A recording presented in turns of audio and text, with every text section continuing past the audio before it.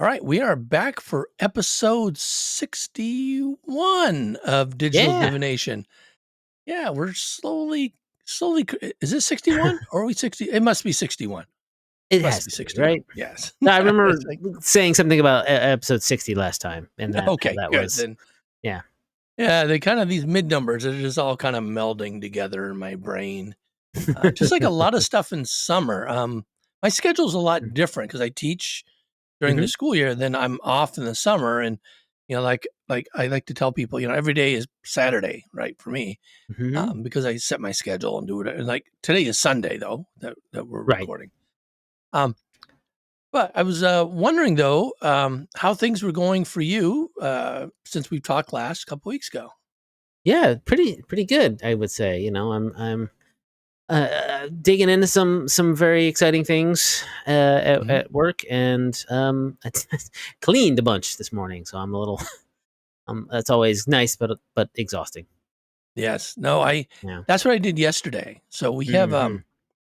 we have a weekend place up on Camino Island. It's a small Hmm. house that we spend a lot of time up there. And next weekend we have neighbors there whose daughter, daughter, son is getting married, and so we've offered to let them use the place for guests. Ah, And when it's just us, we don't worry about it. We make a mess, we do whatever. sure. Yeah, And, yeah, yeah. and now that other people are going to be there, and even though we're not charging them, we're just letting them do it, right? We still had to go up and spend all day yesterday cleaning every single Hmm. little thing, getting rid of the junk and all kinds Yeah, of stuff. And I get it. yeah, well, that's the drawback of having that place and this place is then there's twice as many places to clean and That's visit. true. I mean, Yeah. we're fortunate to have it, but it's still, Sure, still it's this still a kind of problem thing. to have. Yeah. Yes, yeah, it's not. I really I can't get too down on that. But we're so used to going up there and spending the weekend that like so this weekend not being there because we cleaned it. Yeah. And then next weekend, we're not going to be there. So it's like, oh man, Oh, what am I going what are to you do gonna myself? do? Oh, Yeah. I have writing to do. So I'll probably Oh, do there you that. go. Well, I said, oh, Yeah. now that you have all this extra time, you can finish up some writing. I said, okay, well, it worked better under pressure. And I still have over 2 weeks and 3 weeks left for my final milestone, my final deliverables, Final right? turnover. Yeah, yeah. So it's like, I got all the words down there. I just got to like massage them up and like, all right, after this, I'll get some work on it. So Sure. Yeah, I'll do yeah. that. But I have not taken much freelance over the past couple months, and it's been good to sort of spend the weekends reading and playing video games and stuff like that, watching movies. Yeah. yeah, I'm in we the. we watch quite a bit of movies, my wife and I. So kind of our Okay. evening thing, either series or movies. Yeah. What What what did what was the last movie you watched? we Or watched The Man from Toronto on Netflix with what? Woody Harrelson and Kevin Hart. Oh, that's kind of a new one, right? Yeah, yeah. We all Yeah, were yeah. always kind of looking to see what's the latest coming out. Yeah. And that was okay. It was kind of your typical kind of your buddy action kind of thing, Yeah. and Kevin Hart's playing the comedic Sure. The role comedic and foil. stuff. Yeah.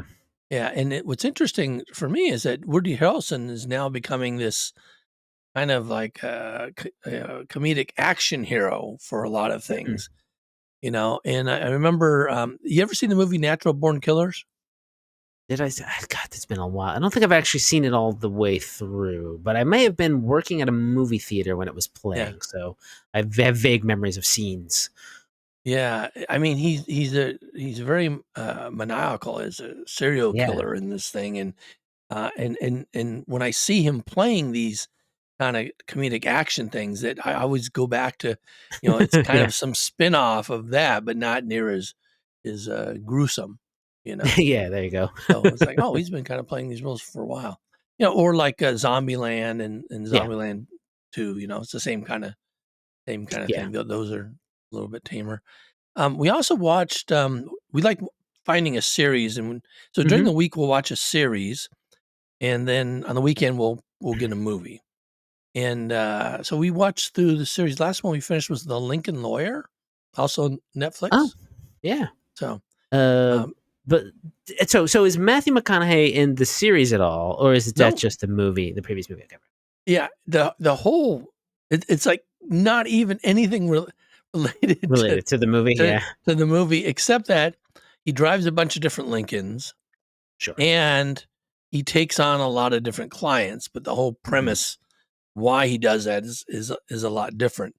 I was actually surprised. It was really quite good.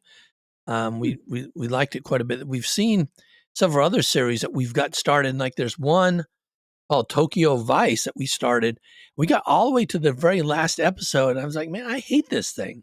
I really hate where they've gone. So we've not watched the last episode. It's like Yeah, we don't care how they wrap it up. It would just, yeah. they just kind of. So Once you stop caring, just yeah, why bother if you're yeah, watching it? Yeah. yeah. What about you? What's the last thing you've seen?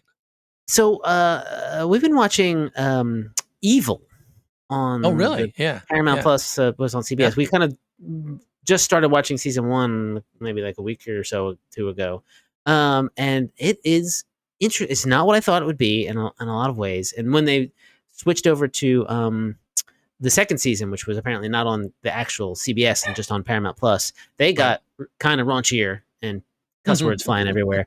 But it sort of makes you think it's going to be kind of a monster of the week, almost like a Buffy kind of thing, maybe. Right. And you think maybe, oh, this is going to be lauding the Catholic Church or stuff like that, because but it doesn't. It kind of talks about these things. It talks about how the Catholic Church is kind of it's almost X-Files ish in a lot of ways. That Oh, there's a really? kind of the Yeah. Catholic Church is kind of a sometimes sinister organization in the background, but they do it's there's a thing that the narratives of these episodes sometimes feel really unfinished, like Mm, there's not enough denouement to make it feel like normal regular network television. right. And so Right. sometimes that's taken me 2 seasons to kind of wrap my head around it. And we just started the third season, which is new this year, last night, and was something else. It's interesting. I didn't know this when we started watching it. Is that some of the episodes and some of the one of the producers is Rockne S. O'Bannon, who created Farscape, and I Yeah. love Farscape. Yeah. I'm a Yeah. big, huge Farscape fan. So when I saw his name, I was like, "Oh, right, awesome!" And he wrote a couple episodes that were kind of, it's miles away from science fiction in a lot of ways, but there was clearly some touches of stuff that I kind of recognized from some Farscape writing and the stuff that in the episodes that he's Mm. written. So I've been enjoying that. Now, do they wrap up a story each time, or does it You carry think over? they're going to, and Oh. then it kind of is a little bit, but then it kind of also ends up coming back later Hmm. on in episodes later. And then there's stuff that's happening that it's been like a season and a half where I'm like, I don't understand what is going on. Like, Mhm. one of the main characters' moms is kind of getting involved with something weird and occultish, but it's never really explained. And she's doing weird things, and she's got side plots that kind of weave in and out. But every episode is supposedly focused on like an exorcism or a haunting or something along those lines, and you kind of get a little bit of resolution, but then also some things don't resolve like you think they would for network television. That's the thing that I'm like, that's so baffling to me in a lot of ways. Hmm. So you think the Uh, move to Paramount has kind of changed how they it was decided to happening serialize things? it was happening a bit in the first season too when they were on Okay. CBS. It was just like, oh, that's a dangling thread that they never really picked up on. And then, oh wait, it does come back later in the season. You kind of see it again because they're like in the first season, they pick this AR goggles game up, right? And then Yeah. like it's creepy and weird and it's horror game, but then there's also it's weirdly multiplayer, but I don't everything about computers in the series makes no sense. But there's a creepy girl in there, and she's like, "I want to play. Let's open the book and summon Satan." And then that episode kind of ends, and then because also maybe you think that it's also there's an Omen style little boy in this episode too that the investigators are investigating, and maybe that had something to do with the VR, but it doesn't. I don't think. And but the main character's kids have this AR thing, but then it also comes back at the end of the episode. Like so, I don't know. It's as It's someone who's sort of not like, very tight, it sounds like, the story writing. yeah, and that's kind of okay. But as Yeah. someone who does sort of tell these kind of serialized Yeah. stories a lot, or work on these kind of, it is confusing to me. It's Mhm. slightly frustrating, but not. Yeah, I just have to be, just be patient, and it kind of comes back, and I do kind of figure it out. But also, it doesn't tie anything up in a neat bow, and it's just that's very interesting for network TV. I guess now it's Uh, kind of streaming TV, but yeah. It's funny you mentioned that. It reminds me of, Starfinder scenarios. I don't yeah, okay. you read many or play many of the I Society, don't. I've, games? I've run a bunch of the ones that I've written. I'll Yeah. say, and for a few months I was running them for the Starfinder team just to play them through, just to have something to play with. And Mhm. yeah, there's some things that they do. I like that what they'll have something kind of in there that sort of maybe hints at another scenario Right. coming up in the Right. future. So that's kind of neat. But you never, if you don't play that, you never really know Right. what's going on there. So, Right, and then but sometimes in the future ones, they'll have callbacks to very specific yeah, scenarios. So you say, yeah, "Oh yeah, if you play this," some of them are pretty minor. Like on Wednesday, I'm playing a 9 to 12, and hmm it calls back to a couple things last season, and then I ran something at PaizoCon actually, and it called back to the previous season, but they were just really minor callbacks. It wasn't like a tightly woven thread. I yeah. think maybe they're building towards a bigger story, right? That's often the Where case. they're Yeah, doing these kind of things. Sometimes they try to tie it in a little bit more closely, but interesting. And yeah. now with APs, it's not APs are a lot tighter. It seems like, and Yes, we try to make them that way. Yeah, so they can mhm, be self-contained stories, and yeah, if there's something that gets left behind, it's either picked up later on, or maybe just sort of a thread that you can pick up for a continuing the campaign. Hey, you want to keep mhm. playing? Oh, what about this? Don't forget we talked about this thread in volume 2 or whatever, and you can run with that. Yeah, I wonder how much players will remember that. So, like, I just Yeah. finished book one of Horizons of the Vast with my group. hmm hmm And you're familiar with that Yeah, yes, AP? I I'm am. guessing, right? Okay, I'm very, yeah, very okay, familiar. yeah. So in book one, which Ron had written, hmm right, and he's in the group.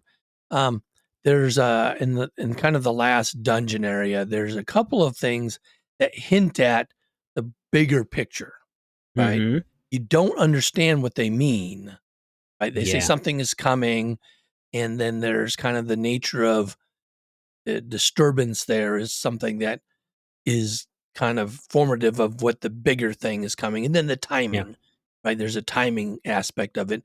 How right. long ago something happened before, hmm which seems now the thing. So I really try to stress that to my group. Yeah. All these things. Remember when this happened? When we get to book 5 or 6, I wonder if they're even going to remember those things. It it depends on the. I think it depends on the player, depends on the group. For the player who's kind of paying attention, has written some things down, that'll hit Yeah. pretty hard, and it'll be a revelatory moment. I think, right? For the player who's Hmm. not paying attention and doesn't hit, in a way, it probably won't matter as much because they're kind of there for the immediacy of this problem or this combat, Right. right? And once they get through all Right. that, they're sort of like, oh, is there a bigger story? Great, someone can maybe fill me in, and but if you have a whole group that's all like that, it might feel a little like you're just kind of like Right. laying out a plot in front of them, and they're just kind of like, okay, sure, but what do we shoot next? Um, Right. and that's Right. unfair, but it happens. Yeah, we have one player who's a big time note taker, but There unfortunately, you she go. was not feeling well Oh, during this, which was the wrap up, the oh end of the book. And I'm like, finally, we got it. Ron's back from France. Somebody else is over COVID, so finally, we got everybody, and we can play. And then she can't come last minute. Oh man, oh, man, yeah. I was very disappointed because I think she's somebody um, that really pays attention to those things and catches hmm those. So I'll have to reiterate that at the start of the next Yeah. session, I think, so that, everybody picks up. But the interesting thing, again, in running these APs, and in this particular book, I noted a couple of things where they say this is where something will take place later. The players don't find it now, but they will find this secret entrance hmm to this thing later on. And I thought that was very helpful. So now for me, I'm Yeah, looking yeah. at make sure, oh yeah, this is where that entrance is. This is how they have to find it. This, to tie them back. So I think that's kind of interesting. Now, I It, asked you if you're familiar with all the Starfinder APs. You've only mhm. developed half of them, right? I don't know. Maybe a little more than half. I'm gonna say a More little than more half. than half. Yeah. Yeah, So, a little more. so even the ones you haven't developed, you're pretty familiar with, though. I have a fair familiarity with them. I have, at the time would have been working on the back matter for them, so I've Right. read the outlines for them, right? And Right. Right. specifics, maybe specific beats. I may not have all of them memorized as much as I have them for the ones Hmm. that I fully developed. But there's really was there. I'm trying to think. There might only it's two and a half that I didn't develop out of all of the APs. Out of the 11, counting the ones that I'm working on right now. So there've been 11. There will be 11 APs eventually by the end of this year, I guess. Well, Okay. So this you year will must be start working the on like 11th. 3 of them now that haven't been announced. We've talked about a little bit what the volume titles are. Yeah. Yes, but Horizons of the Okay. Vast is number 9. This is the ninth AP, Okay. if I recall correctly. Yeah. Right. So then Then there's Drift Crashers, That's and then there's Drift 10. Hackers. Yeah, Right. and And Drift Hackers 11. is 11. Oh, Yeah, okay. Okay. yeah. Got it. Got it. Okay. Yeah, I was thinking there was actually I was miscounting on that, and I forgot the Drift Hackers one. Okay, well then that makes it. Sorry, does make it 3.5 that I haven't developed myself. Okay. Now, when you're doing this and you're splitting the load with Jenny or Mhm. Jason or whoever it is, right? Yeah. Um, so one of you is developing the front matter, and the other one's Mhm. developing the back matter for each book. Is that how it works? That is how it has worked a lot in the past. We actually, just to sort of, everyone wants a real inside baseball look on how things go. A Pathfinder stopped doing that essentially Right. a couple APs into the second edition. So one developer develops the whole book. Beginning of this year, I thought, hey, maybe we should do that. Because I think at the time there was a little bit of a lot of scheduling kind of crunch up, and it was like, okay, well, someone, if we kept it the way we had it, someone would be developing back matter and an entire module and sort of planning for the next AP at the exact same times. And I thought, well, that doesn't seem 100% fair. So why not starting with Drift Hackers? APs are developed by a single person, Okay. All right. but So they do. in the past, yeah. And then if you're not developing, then you may be a freelancer on that AP as well, right? Or the Yeah, back matter and stuff like that. sure, Yeah. that's Like anybody possible. else. Yeah, that's happened. Yeah. Yeah, Right. I mean, often we haven't done that in a bit, but it's possible. Yeah. Now, of all these 11 APs, Hmm. not all of them that you've directly developed, but you're familiar with, Sure. which ones do you like the best? All right. Which there's a small amount of bias there, of course, because I've some ones I've worked on. I So obviously, the 3.5 you haven't worked on, you don't like as much. Is that what you're saying? no, they're fine. Actually, I think there's some. I mean, everything. Again, I'm gonna be the polite guy and say every one of them is great in their own way, if that's what you want, right? Okay. I do have a bit of my own sort of soft spot for Signal of Screams because it is sort of one of the earlier ones, and granted, it's got a lot of rough around the edges because it was one of the earlier ones that I worked on, and I'm going to also say, gosh, I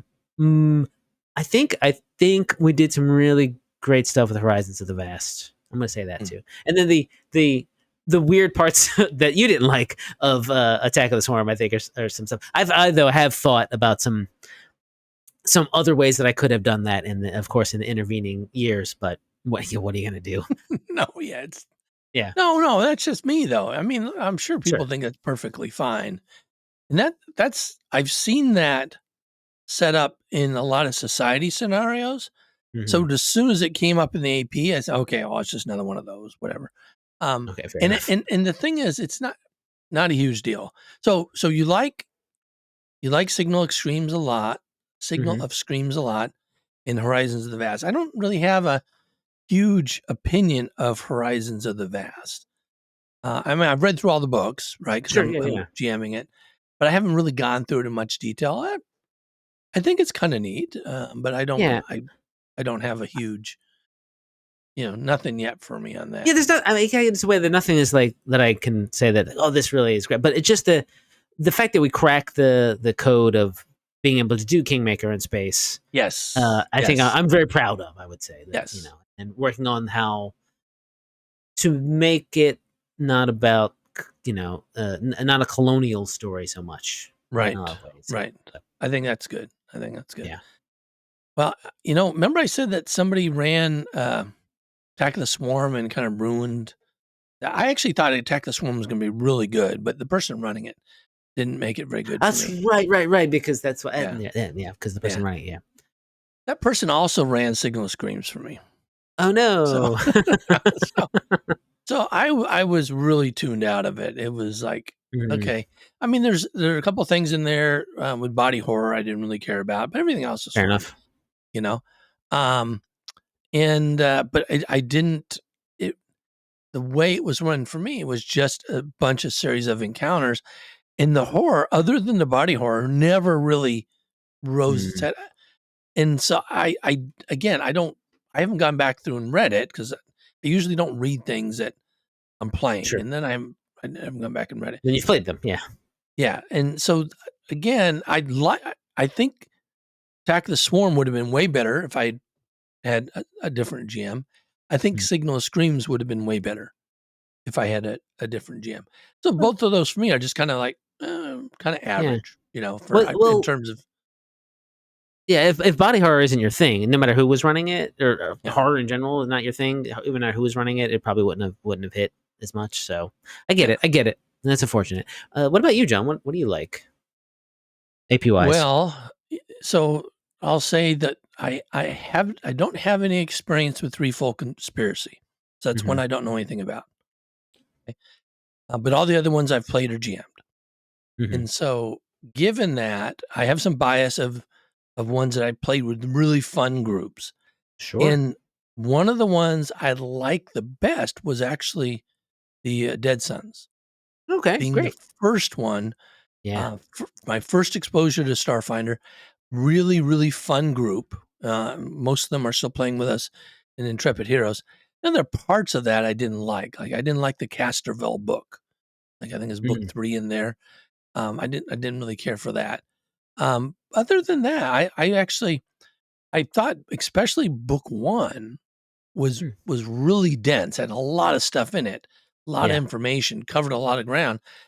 I think that's an awesome introduction to Starfinder for anybody. Oh yeah. Definitely. Yeah, so I I mean, I really, agree. really enjoyed that one quite a bit. We played Dawn of Flame. I thought early on Dawn of Flame was a lot of fun. Then they got to some weird parts in there, you know, and Yeah. that was just kind of okay. Um, Trying to think, Devastation Arc has been pretty fun. Actually, I've All right. enjoyed that Great. one quite a bit.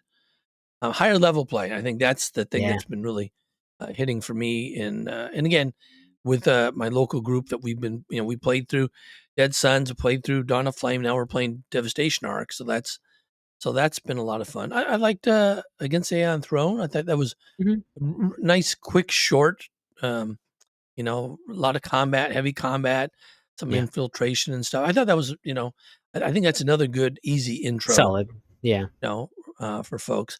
Um, the one that I didn't like and my Mm. group didn't like was Fly Free or Die. And Hmm. we only got through book 1 and then decided Okay. we didn't like it. Really felt, and part of this might have been how the GM was running it. She was relatively new on Okay. doing certain things.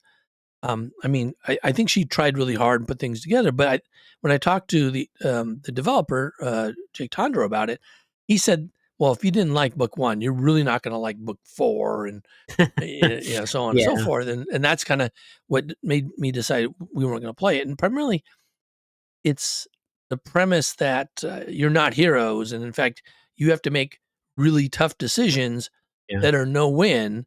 And you, in essence, it felt like to us, really. get railroaded into these, back against the wall Bad situation. situations, yeah. And that wasn't any fun for our group. And I think we didn't really, we thought it was going to be, we're thinking Firefly and doing all kinds of fun stuff.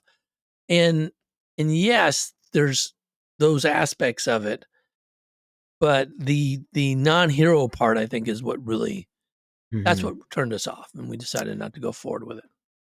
The second volume is probably the most Firefly-y, Yeah. I would say, from what I remember about it.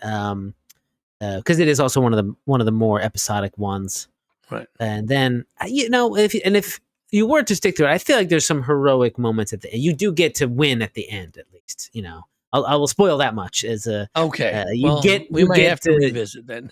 yeah. I mean, I'm not saying go back and play it, because if you didn't like it, you're gonna have to be going up against all of these situations Right. until you get to the part where you can get revenge and win, essentially. Right. But up to then, you're going to be kind of beaten down and kicked a little bit for the purposes of narrative. So yeah, it turns out that sometimes those types of stories, which are great to like watch maybe, and if they're when they're scripted stories, sometimes don't play well with certain people. Mm-hmm. Mm-hmm.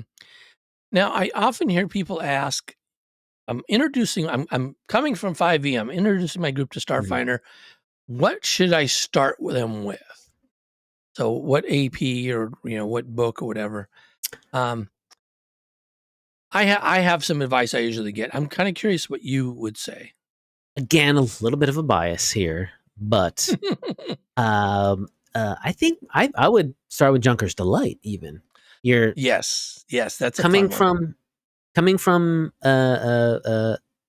any other game. The point of it is to be a sort of an introduction to Starfinder on a non-adventure path length level, right? Because like we said, Dead Sun's #1 is a great introduction, but it does lead to playing a game for 2 years maybe, or something like that, depending on how often you meet. So that one is a little shorter and you can get through it. And it does kind of hit a lot of, it doesn't give you a nice big grand tour of the Starfinder universe, but there are a lot of concepts in it that are sort of, I guess, easy to recognize and pick up on. It's like, and be like, oh, everyone knows what a junkyard is, essentially, right? Right. So, right. Yeah. That's my thought. I think that, and that's actually, I think that's great advice if somebody's looking for kind of a one shot to get through quick. Oftentimes people are thinking they want to start an AP, and so they ask. And this is where I think the 3-volume APs kind of shine. Oh yeah, a little bit. And so, like Against the Aeon Throne, I think is a really easy one for folks to get into to get a sense. If all you're going to do is one book, and you want a good kind of mix of different things, I really think book 1 of Dead Suns, except for the final boss. And I don't know if you're familiar with I remember GPKs that took place.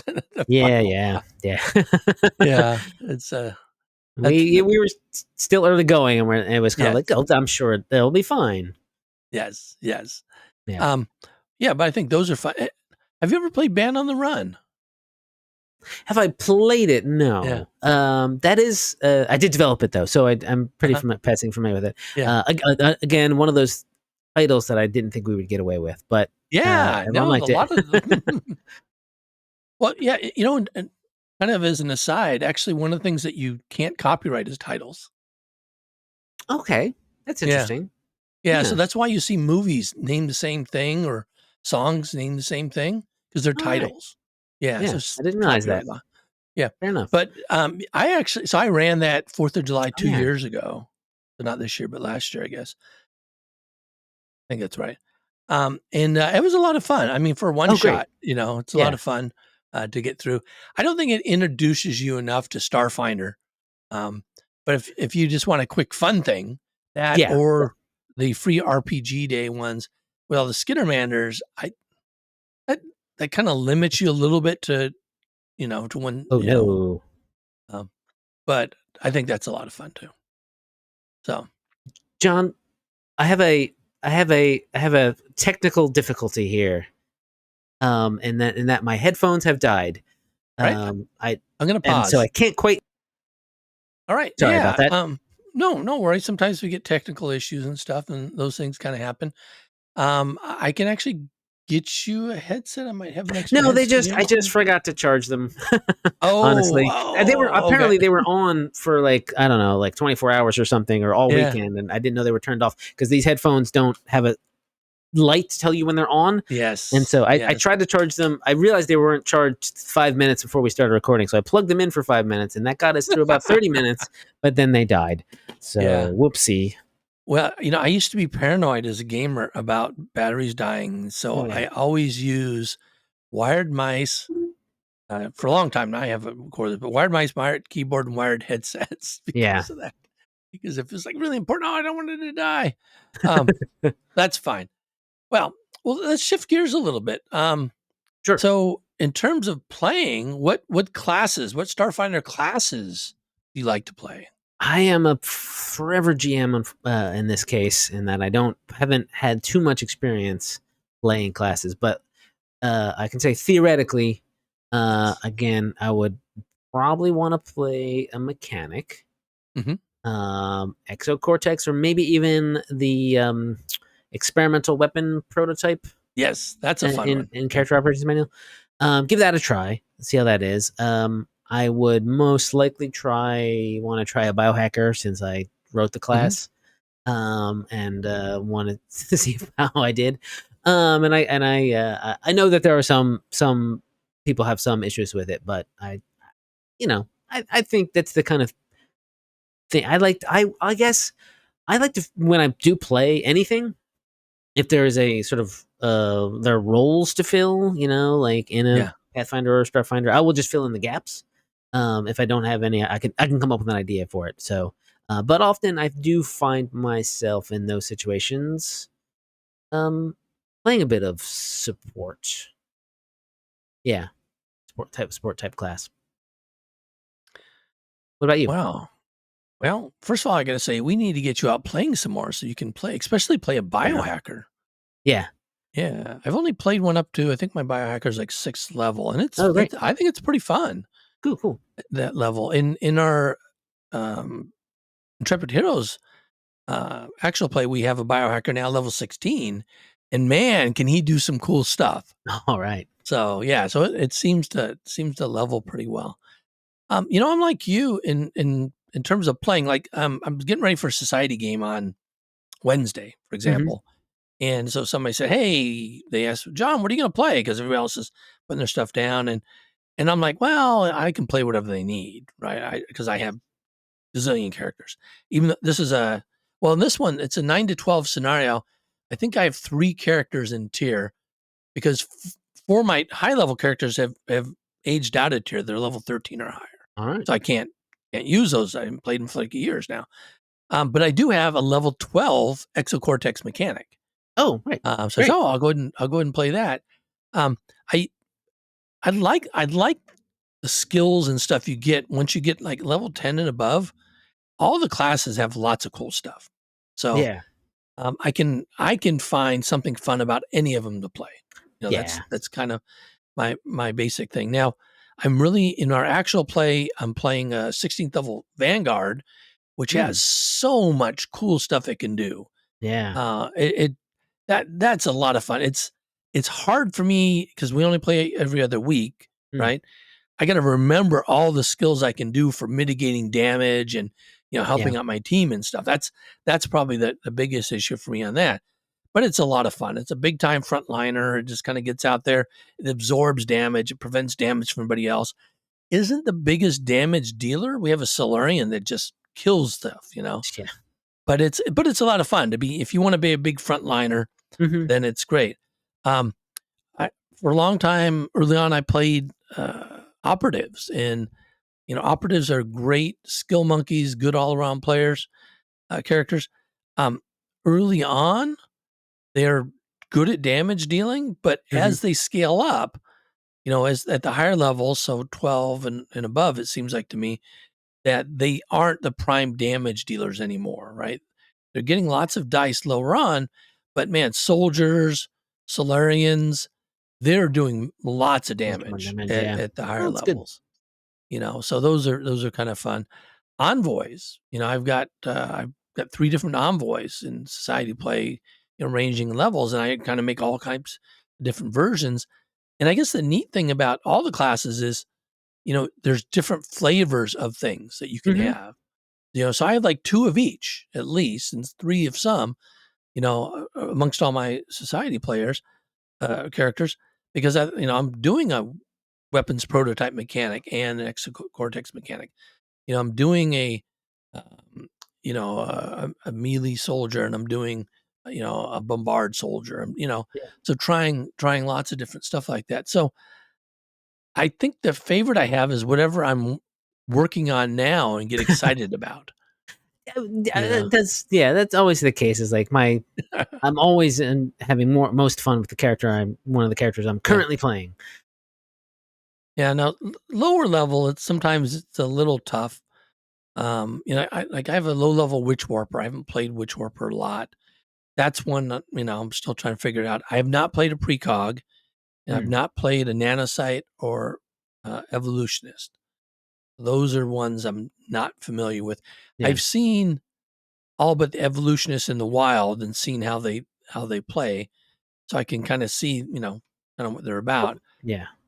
But That book isn't yeah. out yet, technically, so yeah, Oh, you're not going to see any evolutionists out in the wild for a while. maybe that's maybe a probably why. playtest evolutionist, but Yes, not a playtest is what I've seen regular them. one. Yeah, Yeah.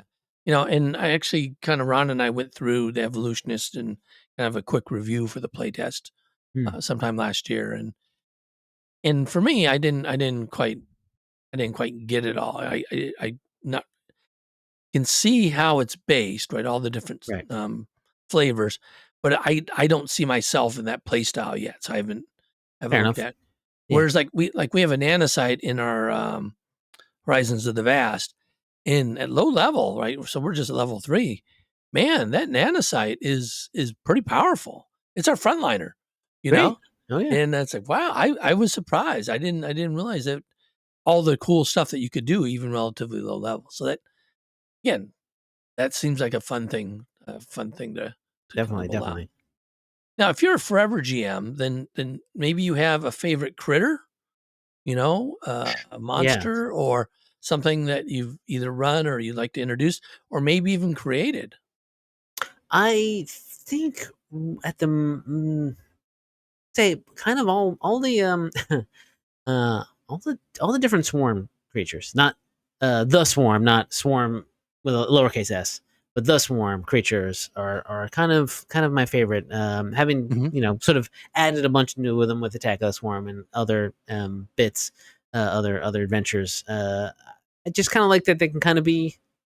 I mean, any monster can be anything, kind of whatever. But this is a group of monsters that kind of does kind of weird stuff, and Hmm. is got that. I guess I did enjoy playing Zerg in StarCraft, so I think I like this idea of these biomechanical Yeah, creatures that sort of hatch out of things and just sort of are programmed to be murder monsters. In a lot of ways, yeah, yeah. yeah. It's funny you mentioned. I was just watching some clips from Starship Troopers. Oh yeah, that too. Where they have the bit different specialized swarm creatures, Yeah, the bugs, bugs. for doing things. And that's when we were playing Attack of the Swarm. That's what I was thinking. Oh yeah, we're going up against the bugs, and you get the different flavors. I actually like battling against Swarm because you didn't know what flavor it was going to be until you Hmm. got into the battle toe Yeah, to toe with it. Then you realize, oh, I don't want to be right next to these two things, yeah. you know, sort of thing. So, no, I think that's good. I think that's fun. Right. That's a Well, kind of, I guess, a kind of a little bit of a cheat answer because it's not just a creature; it's a kind yeah, of a family of creatures. But yeah, yeah.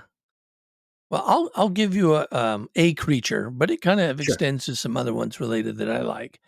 And I encountered this is actually in a society scenario. I think it was a 5 to 8. Um, so are you familiar with the neutronium golem? Oh, all right. Okay, I am a little bit familiar with the Neutronium Golem. Yeah. Okay, that is my favorite one because it just messes with players so much. Right? It's got the basic golem stuff, some Yeah. magic and things don't work against it, but it also has light immunity. which means it doesn't interact with visible light. So it's invisible and lasers don't work on it. And Right. so at that level, they don't have a lot of means to see invisible creatures, and a lot of them have lasers. And so it's just like trying to figure out, like in that particular scenario, just trying to even figure out what's hitting them, Right. Yeah. because right, because it's not invisible, it just doesn't interact with the natural light, so it can attack while they can't see it, and it, to figure out what's going on and Yeah. interact. So that's probably one of my favorites of all the creatures. So if I were looking at uh, if I had to put in something that was going to be challenging for, it's a CR6, right? Relatively Mm. low level group. I think that would be one of the ones I would look at. I mean, you can put, dragons and big old, high Sierra creatures and stuff. Yeah. But this is one I just think it's got its shtick. And that Yeah. shtick just really affects people, players in a futuristic environment. Yeah. So Yeah. Yeah. Cool. Cool. Cool. Cool. yeah. Yeah, it kind of reminds me of, as you level up with characters, and I don't, maybe you think about this as a game master as well. Certain things you have to learn to um, adapt to in game, things that you're going to encounter. So one of the things about Dead Suns that made it so challenging low level is you ran into some incorporeal creatures, Oh yeah. right? And unfortunately, like your energy weapons do half damage, your non-energy weapons do no damage. Yeah. And so, like, for me as a player, it's like, man, one of the first things I need to do is I need to learn how to get something to deal with those guys, you know. And then later on, the next kind of thing that kind of gets you in different things for me is invisibility, Hmm. going against invisible creatures. So you need some way to sense them or mark them or see them or whatever. And the nice thing about Starfinder is there's lots of different ways for both of those situations to overcome them. And I think as a player, like now, when I'm working on my mechanic, well, he's got see invisibility, right? He's got There you go. the armor upgrade that allows him to see invisibility 10 minutes a day in 1 minute increments, because I know that's going to happen. Yeah. That kind of thing. Um, but what I don't know now, what happens, okay, so at 15th level or 18th level or 20th level, what's going to be the big thing? I haven't encountered yet, right? Enough of what's the Mm. big thing that's going to get us. In Devastation Arc, it's sheer amount of damage. Yeah. That You makes sense. know, sheer amount of damage is what we've been encountering. Either multiple assailants or one assailant just Just hitting pounds like a on you. truck. Yeah. Yeah, and so and that's where my Vanguard's been really handy, because it's been able to mitigate quite a bit beyond that. Then also, I guess the thing that I'm seeing, and this is probably at any level, but at higher level, looking at if you're a frontliner, things that can really shut you down include like will saves, right? If you have really Yeah. poor will saves and you fail those, or something else that's mind affecting that's going to prevent you from doing things. So as I'm building out characters, I'm thinking about what's it going to be doing and what's the biggest thing that can shut it down Hmm. in the midst of a battle. And so I don't know. I think. Yeah. I think like confusion and like Mhm. dominate person and even like the like insanity style effects Yep. are get the get players a lot, Yes. especially those who who don't have those great will saves, and not everyone does. Mhm, mhm. Is there a favorite trick that you like to throw at players? Something like that? To throw a monkey wrench in things? I think it might be like a mirror image, Mm, mm, or a blur or a displacement, mhm, where mhm. it's like, oh well, yeah, I'm really gonna hit him. Oh, well, no, you didn't. Or maybe you hit a mirror image and it didn't do any damage, and it's I know that how frustrating that can also be, but also Yes. it can be a little just to sort of when some players get too big for their damage britches, then they'd be like just sort of mitigate that, because sometimes you'll have an encounter where you roll badly on initiative, and then everyone gets to beat up on your monster for an entire round, and you're like, I have so many cool things I want to do Yep. with this monster. That happens, especially in the APs, I'll say, because Mhm. the APs are designed for four characters, and I almost always have 5 or 6 players. Yeah. And so if the monster is rolling low, they get 1.5 times the poundage on them that maybe It's true. they were Yeah. built for. But yeah, I think the mirror image thing also, you said displacement or any type of concealment. Yeah. I think that like the Neutronium Golem is something that's really cool with that. Or if you can blind people, right? Mm. That's really nasty on your frontliners. Yeah, no, I like that. I like that. Slowing people down, like making them Oh yeah. staggered so they only get one One. action per round. Yeah. So a lot of things like that. Well, Yeah. There was I mean, I just the other week was running in Outlaws of Alkenstar, and what is sort of what you're to what you were saying about having groups. Sometimes what I'll do if I happen to have like 5 or 6 players is sometimes I'll run encounters together that are presented in an yes, AP. Right? You'll just be like, yeah, oh well.